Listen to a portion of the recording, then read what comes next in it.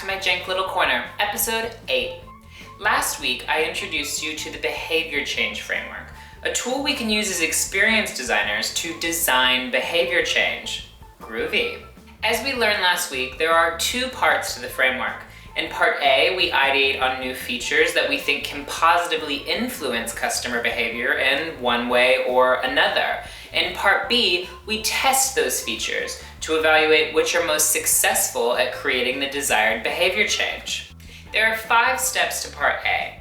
This week, we'll explore step 1, identifying key moments of decision-making along the journey in question. We can think of key moments as prioritized focus areas for where the business wants to influence customer decision-making.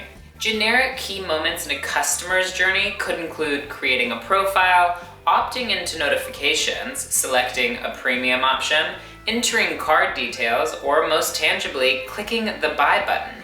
But let's get specific using a real-life case study. In 2017, Scotiabank, a top 5 Canadian bank, had a vision to become a digital leader in financial services, and they wanted to empower customers to take charge of their home ownership experience. Over the course of a couple of years, I worked with them to define a mortgages omni-channel vision to make it easy for customers to search, apply for, and renew their mortgages, all without ever having to see someone in the flesh. We ended up creating eHome, Canada's first end-to-end digital mortgage application, which was the first step in recognizing Scotiabank's vision. Using a fully digital mortgage application tool would prove to be a massive behavior change for Scotiabank customers, so we decided to leverage the Behaviour Change Framework to methodically design behavior change. To get started, we identified key customer decisions that we wanted to influence throughout the application flow.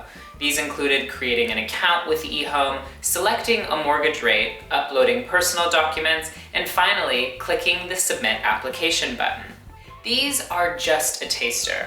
In total, we identified 120 key decisions within the application that we wanted to influence. Identifying the key moments of decision-making for Scotiabank customers was just step 1 in part A of the Behaviour Change Framework. Moving on to step 2, we needed to identify how customers were currently behaving in each of those key moments. But how did we do that? Join me next week and we'll chat it through.